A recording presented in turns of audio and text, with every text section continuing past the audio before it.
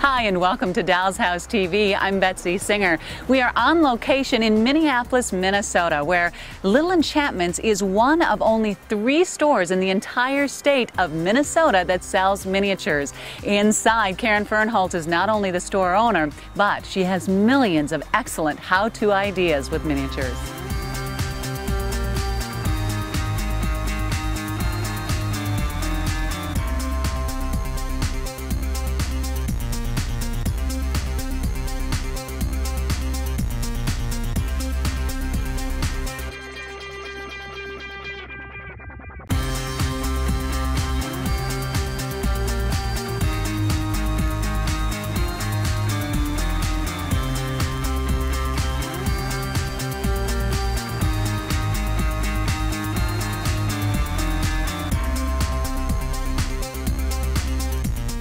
Inside Karen Fernholz's store, we have shown you Karen and her work before here on Dal's House TV, but this time we thought it would be fun to come into your store. I love it. You have a lot of miniatures. Yes, and very welcome to you. Oh, thank you. And we have featured you before, showing us how to make a Christmas tree and some wreaths using like a podium. Yes. Mm-hmm. And now this time, more featuring maybe Valentine's Day? Yes. What are we making? We are going to make what every woman wants to get, a dozen roses in a beautiful box. Very good.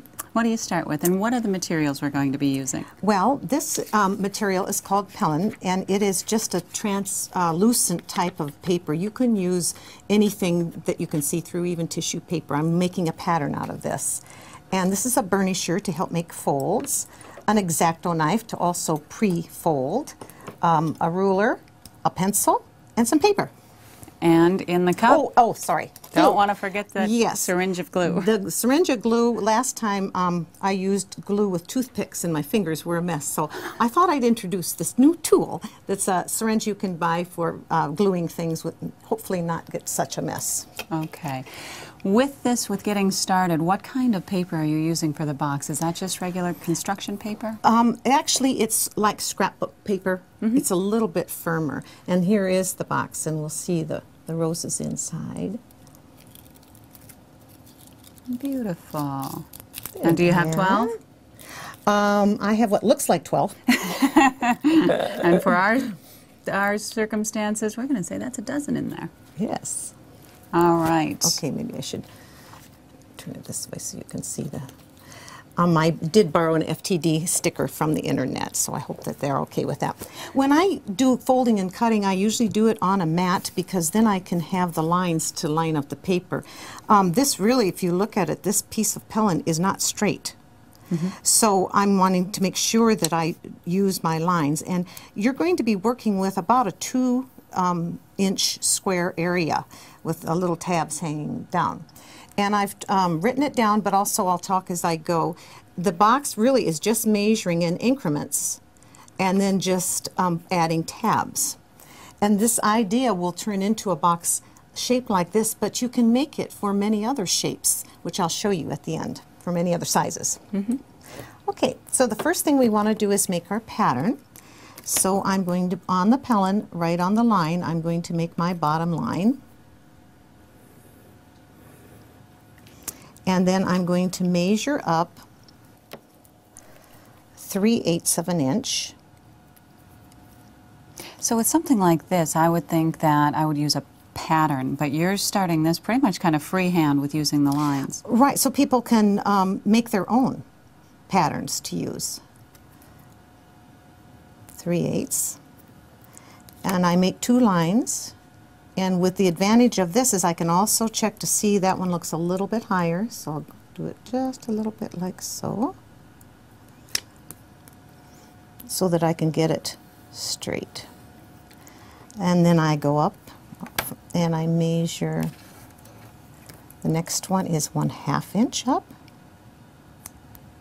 And these are going to be then for the different folds right in the boxes? Right.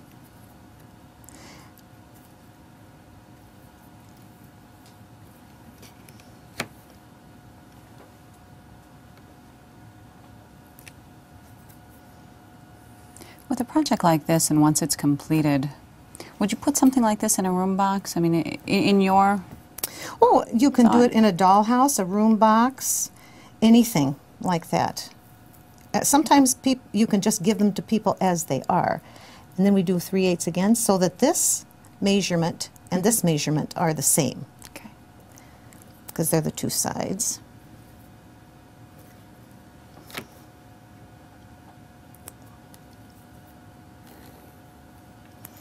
And then we want to go 5/8 because the box is just a little bit bigger with the little tab. It's got about 1/8 of an inch tab than the bottom of the box.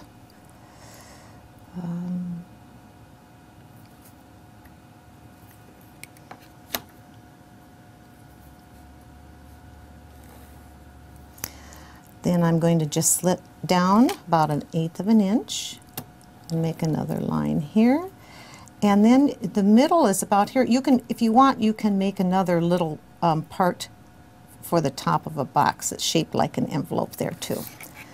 And then I come down the sides.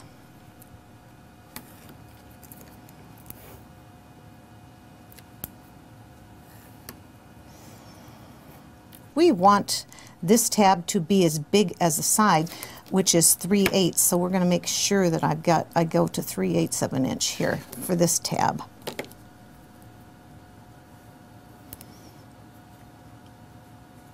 And then we make a little tab for this one. These ones don't matter nearly as much. And then we do the same on the other side with making tabs. And I'll make sure that I get that one so that it will match up with the box. When did you come up with this idea? Or how did you come up with this idea, I should say? Well, I'll tell you. How I come up with a lot of ideas is I take things apart and I see how they're made. Things in real scale? Real scale, or even sometimes things in smaller scale. Once you get the idea of how it's put together, then you can change the measurements and do a whole lot of different things with it. And we should probably tell people, too, that you used to be a school teacher, so teaching for you is in your nature. I really enjoy that. And it's really a good hobby to have because you have to measure and there's all kind of things you have to learn. And it's good for children. We have a junior miniature club that meets. And they meet the third Saturday of every month, and they have a different project that they work on every time. And then when summer comes, they meet once a week, which can be a real killer. And no, I enjoy it immensely. Yeah. And they will make room boxes for competition for the state fair. It's one of the few 3-generational hobbies, they call that, because you involve over the span of generations. Fantastic. Yeah. So now once you have the diagram done or your plan drawn out, then you cut it out, and then I just lay it on a piece of paper and I just cut around. So you trace it. My pattern. Well, you know, I would trace it, but I don't like to trace it because the pencil then gets on the paper. Okay. So if it's small enough where I can hold it, if I've made a really good pattern that's straight, then I shouldn't have any problem. And something like this really does need a scissors of that size. Right, they're nice and sharp. Actually, I promised myself I would never use them on paper, but I broke my rule. Now, when you get to the very top, you want to just angle the top of the box a little bit, like that. So I continue cutting out, and then I have my paper pattern. And with my pattern, I want to pre-fold. So I use a ruler, and I know that we can go just along this line because that's where all the folds are if we check back on our pattern. And I use the back of an X-Acto knife, and I just score it. Okay. Press too hard. You don't want to cut those tabs off. No. Well, that's why I'm using the duller side. And then I'm going to score where the lines are, and they're pretty easy to see because your tabs help you there too.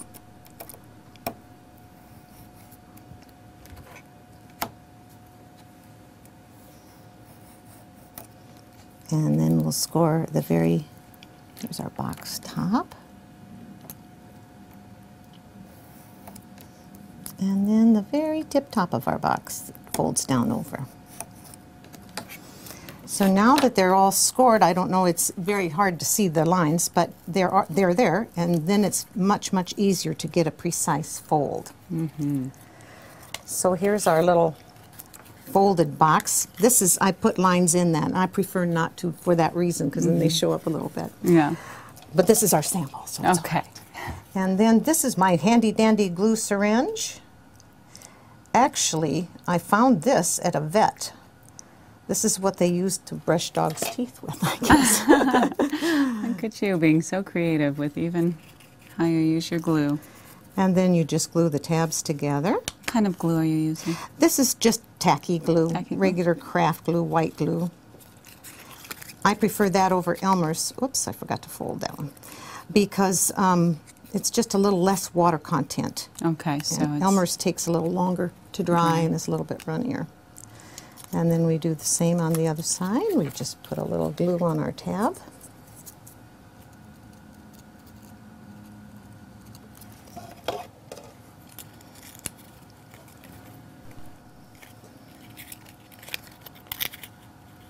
And then the side tabs go in up against the larger one. And that's right. And that makes our little box shape.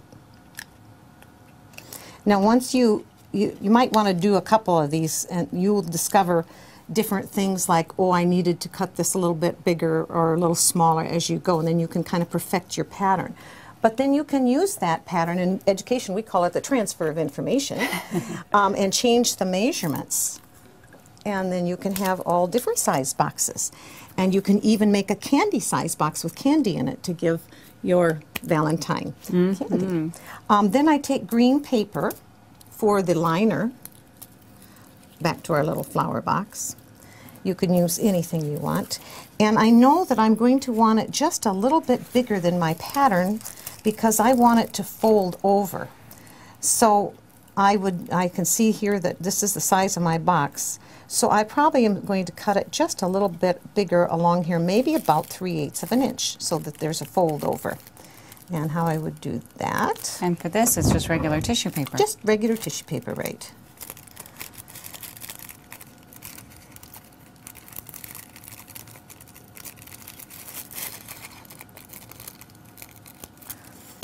So that when I line my box, I have a little bit on the very tip top, like the real boxes have, so that when you open it, it's folded over like this and like that.